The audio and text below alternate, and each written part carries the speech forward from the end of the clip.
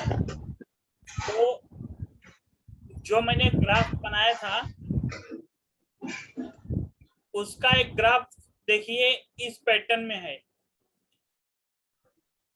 यहाँ पे देखिए ये आपका जीडीपी है, जीडीपी रियल जीडीपी। जीडीपी में कितने टाइप होते हैं? 2 टाइप होते हैं, एक नॉमिनल और एक रियल। क्या आप बता सकते हो कि नॉमिनल और रियल में डिफरेंस क्या है? What is the difference between nominal GDP and what is the difference between nominal and real GDP? Real GDP and what is the nominal GDP? Normal जो रहता है, मतलब जिसका कोई आंकड़ा नहीं, और जो रियल रहता है उसका मतलब गवर्नमेंट कुछ से वो किया। नॉमिनल के आंकड़े नहीं होते हैं और रियल के आंकड़े होते हैं।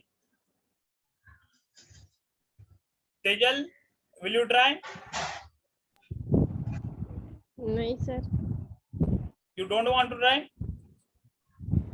सर नहीं पता। You don't know. Okay. No. But you know what is GDP? हाँ। Then what is GDP? Gross domestic product. I'm not sir asking जो for. भी सर I'm सर asking जो भी हमारे what is GDP? Country Yes, yes.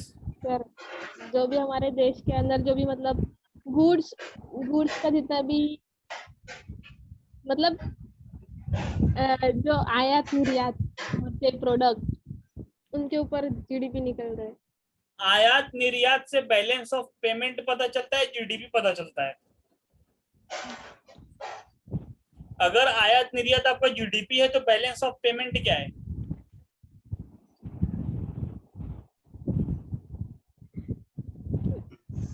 लोग ना classroom में होने चाहिए।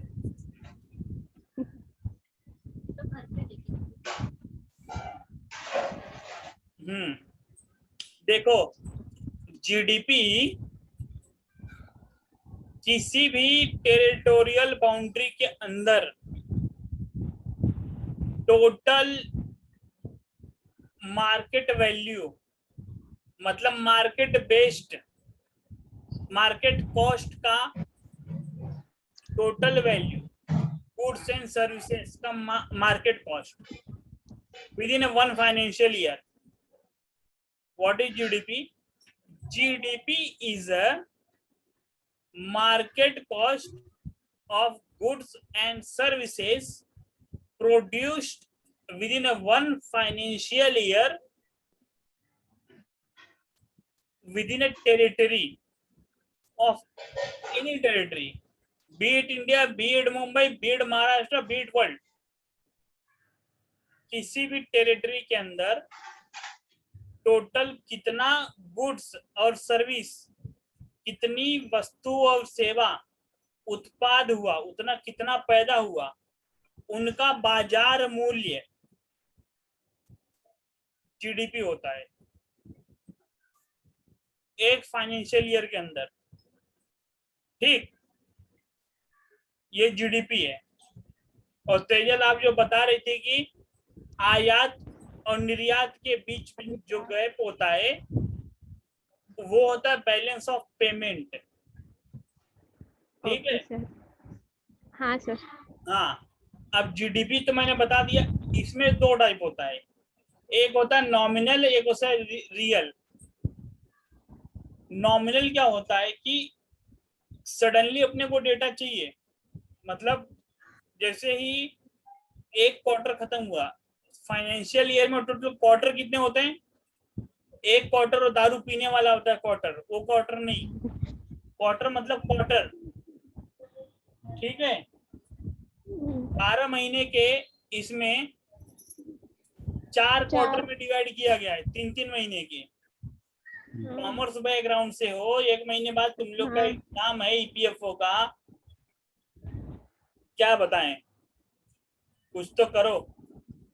ठीक है, फाइनेंशियल ईयर में टोटल 4 क्वार्टर होते हैं, तो जैसे ही एक फाइनेंशियल क्वार्टर खत्म हुआ तुरंत डेटा मिलता नहीं है, तो उस टाइम जो डेटा आता है वो इन्फ्लेशन मिक्स होता है, जिससे हमको रियल पिक्चर नहीं पता चलता, क्योंकि इसमें इन्फ्लेशन ऑलरेडी ऐड रहता है।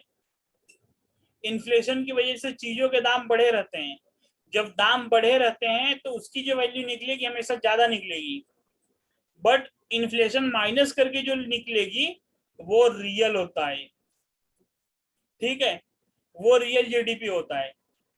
अगर टोटल में से इन्फ्लेशन माइनस कर दो तो रियल जीडीपी आपको मिलती है। नॉमिनल में से इन्फ्लेशन माइनस करो, रियल जीडीपी। ठीक है, एक यहाँ पे फॉर्मूला भी बनता है,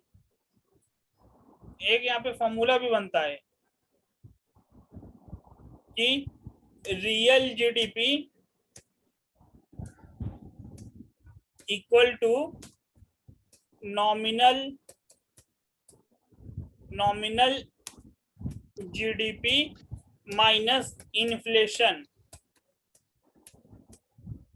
ठीक है, अब इसको अपने बुक में चाहो तो लिख लो। अब कभी भूलना नहीं रियल जीडीपी और नॉमिनल जीडीपी में क्या डिफरेंस होता है। ठीक, ठीक।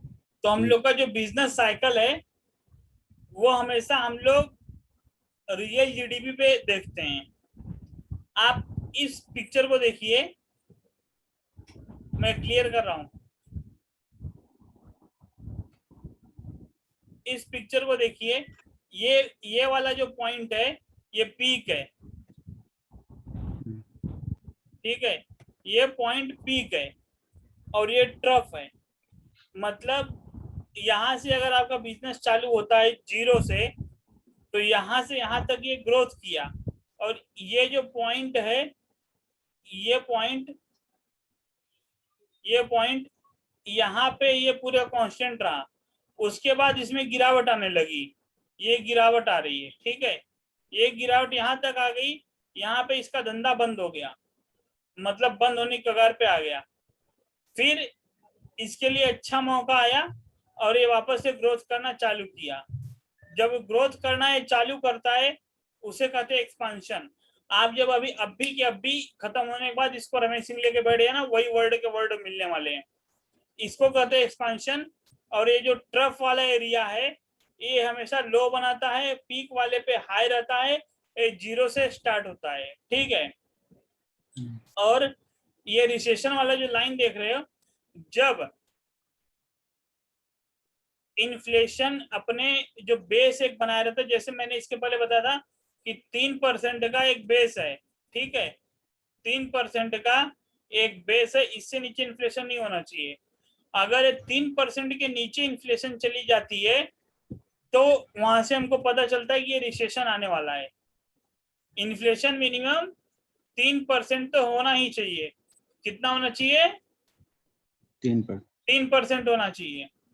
और अगर एकदम नीचे चले जाता है, रिसेशन में चले गया, तो फिर एक्सपांशन आता है। जैसे कि निर्मला सीतारमन ने दिसंबर में ही कहा था कि हम लोग में एक इंडियन इकोनॉमी में एक रिसेशन पीरियड आया है। रिसेशन मतलब क्या होता है? आर्थिक मंदी। ठीक है, आर्थिक मंदी।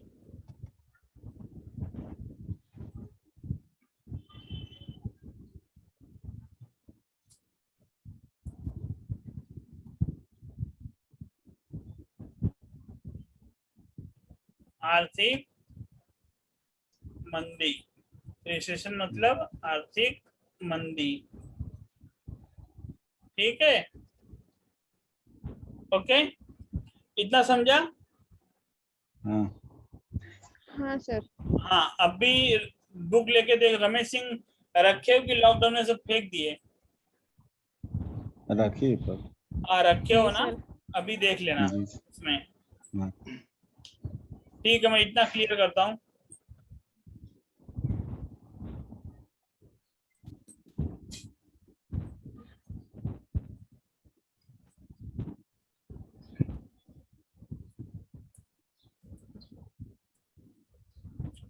हाँ, तो ये देखिए एक्सपांशन वाला जो पीरियड था, जब स्टार्टिंग में ग्रोथ होता है इसे कहते हैं अर्ली एक्सपांशन। और ये जो बाद वाला ग्रोथ होता है पीक के पहले वाला उसे कहते हैं लेट एक्सपांशन, और जब पीक स्टार्टिंग में खत्म होता है उसे अर्ली कॉन्ट्रैक्शन, और जब एकदम गिरावट में आ जाता है उसे कहते हैं लेट कॉन्ट्रैक्शन। ये जस्ट ग्राफ है, इसमें समझने के लिए है और इसमें बहुत ज्यादा कुछ है नहीं। ओके, तो आगे बढ़ते हैं। इकोनॉमिक डिप्रेशन यहाँ पे टाइटल है, देखिए, severe and long lasting economic downturn. Downturn मतलब डिप्रेशन। जब देखिए आपका ये 0 डिग्री है और 0 डिग्री के नीचे चले जाता है, ये 0 डिग्री के नीचे चले गया, यहाँ पे 0 डिग्री मतलब जो हमारा 3% है ना, वो 3% वाला पीरियड, और 3% के नीचे जब इन्फ्लेशन चले जाता है और वो जीडीपी का ग्रोथ रेट है उससे 0 डिग्री के नीचे चले जाता है, तो वो डिप्रेशन में काउंट होता है। ठीक है, तो यहाँ पे देखिए डिप्रेशन का पीरियड कितना है, 6 से लेके 94 महीने तक ये डिप्रेशन का पीरियड है। और लेकिन आप देखोगे कि ये जो लाइन है ये नीचे नीचे आती जा रही है, ये नीचे वाली लाइन, और यहाँ तक नीचे ही आई 40वें महीने तक। 40वें के बाद धीरे धीरे ऊपर बढ़ने लगी, तो यहाँ तक ये नेगेटिव ग्रोथ था, उसके बाद ये धीरे धीरे ऊपर आने लगा। ठीक है, ये भी एक ग्राफ था। अब डिप्रेशन कहीं आता क्यों है, मतलब किसी बिजनेस साइकिल में या किसी इकोनॉमी में डिप्रेशन आता क्यों है। फर्स्ट है कि जब लोग खर्चे कम कर देते हैं, खर्चे करना कम कर दिए, तब डिप्रेशन आता है। लाइक कभी कोरोना के है, इसमें लोगों के धंधे चौपट हो गए, काम धाम है नहीं, लोग वैसे बेरोजगार बैठे हैं, आधा तो गवर्नमेंट बंद कराई है और आधा परमिशन नहीं दे रही है, और जो बच्चा खुचा था वो भी अब आजकल लगा है कभी बंद हो जाएगा। तो इवन जिसके पास जो थोड़ा पैसा था उसने लगा के वापस कुछ चालू किया, तो वापस बंद करने की राह पे आ गया है वो। तो जब वो बंद करेगा तो खर्चे कहाँ से करेगा, पैसे है ही नहीं। तो जब वो खर्चे नहीं करेगा मतलब परचेस नहीं करेगा, मार्केट से परचेस नहीं करेगा मतलब सामान यूज नहीं होगा। जब सामान यूज नहीं होगा तो जो आपका दुकानदार है वो कम सामान खरीदेगा बायर से। जब बायर से कम सामान खरीदेगा तो कंपनी से बायर कम माल उठाएगा। अब जब माल कंपनी से कम उठाएगा मतलब कंपनी में कम माल बनेगा, कंपनी में कम माल बनेगा मतलब कंपनी में एम्प्लॉयर की जरूरत कम रहेगी। फिर कंपनी जब 100-200 को रखेगी, मतलब जितना रहना चाहिए उससे कम को रखेगी, बाकी लोग को कंपनी निकाल देगी। कंपनी निकाल देगी तो उधर बेरोजगारी की संख्या और बढ़ गई, और पैसे नहीं है। या तो हो सकता है कंपनी पैसे में कटौती कर दे, तो फिर ऐसे बहुत सारे लोग हो जाएंगे जिनके पास पैसे है ही नहीं।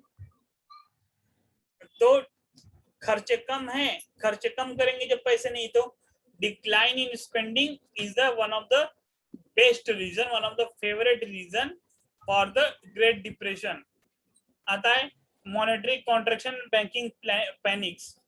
जब भी मंदी आती है तो जो बैंक और ये लोग इवन ये जो 1929 का ग्रेट डिप्रेशन की बात हो रही है, 1929 में अमेरिका में आई थी।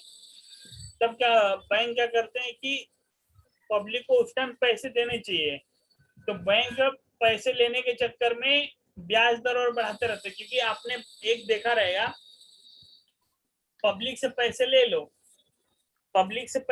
लो तो फिर वो खर्चे कम करते हैं। अब एक तो अगर कोरोना की मार है, ऊपर से ब्याज बढ़ा दोगे तो पब्लिक के पास बचेगा क्या, तो पब्लिक से पैसे ले लेंगे तो बचेगा क्या, तो गलत पॉलिसी हो जाती है, तो उसके वजह से भी डिप्रेशन आता है। तीसरा, द गोल्ड स्टैंडर्ड। जो गोल्ड स्टैंडर्ड है, जैसे कि अभी देखो सोने के दाम सस्ते हो रहे हैं, तो कुछ लोग क्या करते हैं, सोना एवरग्रीन है कि महंगा ही रहता है, ऐसा भी नहीं सोना अभी 50,000 से ही 10,000 पे आ जाएगा।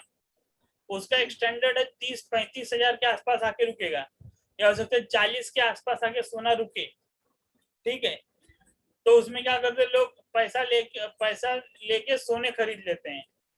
तो अल्टीमेटली जो पैसा लोगों के पास था, पैसा मार्केट में आ गया, वो मार्केट में आ गया तो रनिंग में आ गया, पैसे ज्यादा है सामान कम है, सामान कम है पैसे ज्यादा है, मतलब मुद्रास्फीति, मतलब लोग ज्यादा खरीदेंगे।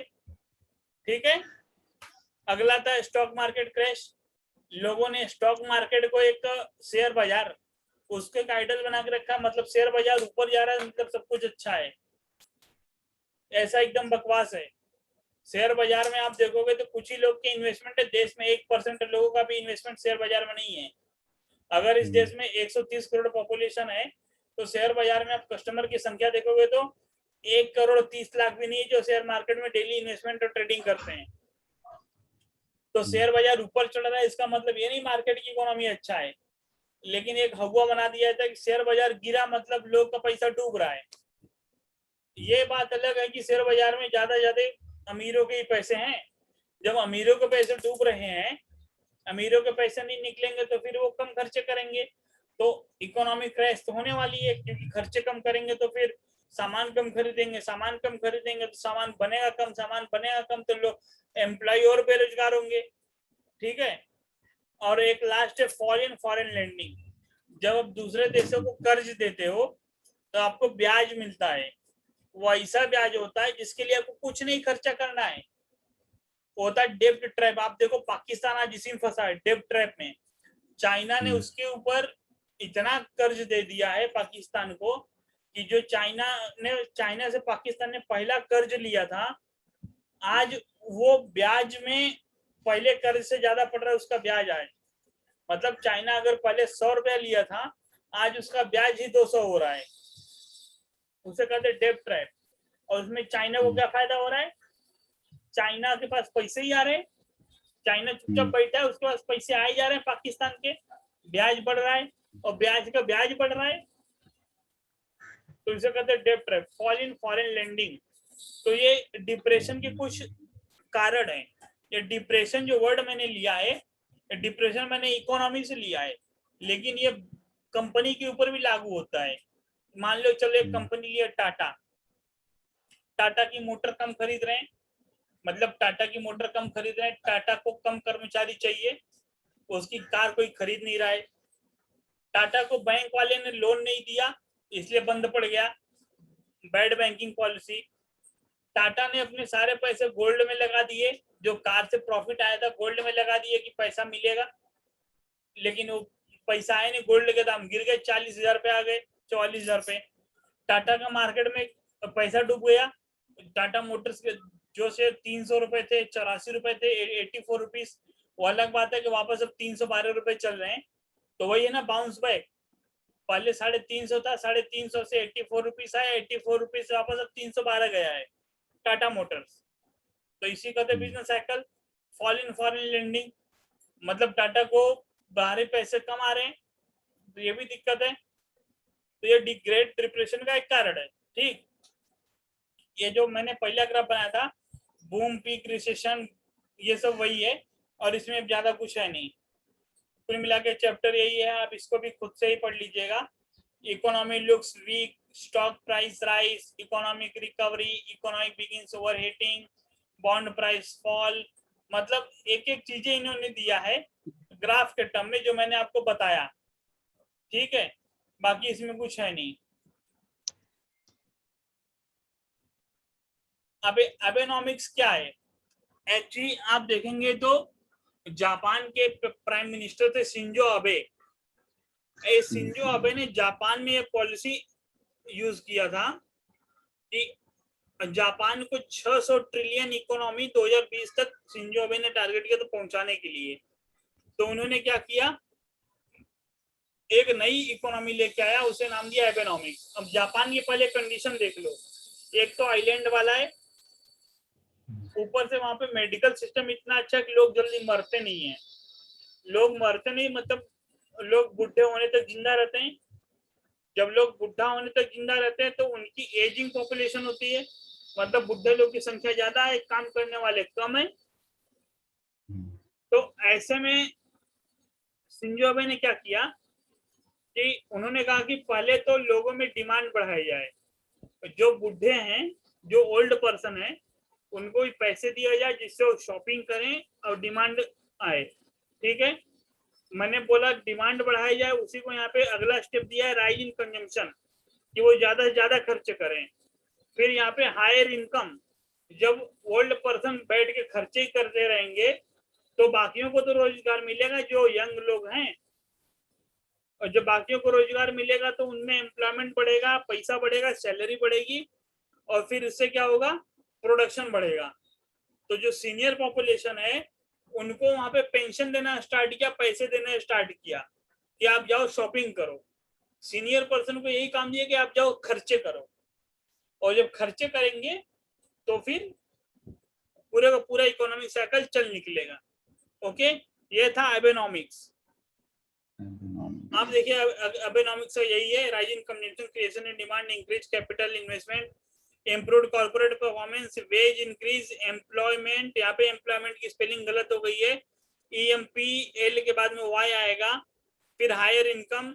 ठीक है, तो ये सब चीजें हैं। अब देखिए ये जो तीन है ब्लू वाले, rise in consumption, creation of new demand, increase in capital investment, ये इकोनॉमी को चलाते हैं, ड्राइव इनोवेशन एंड ट्रेड।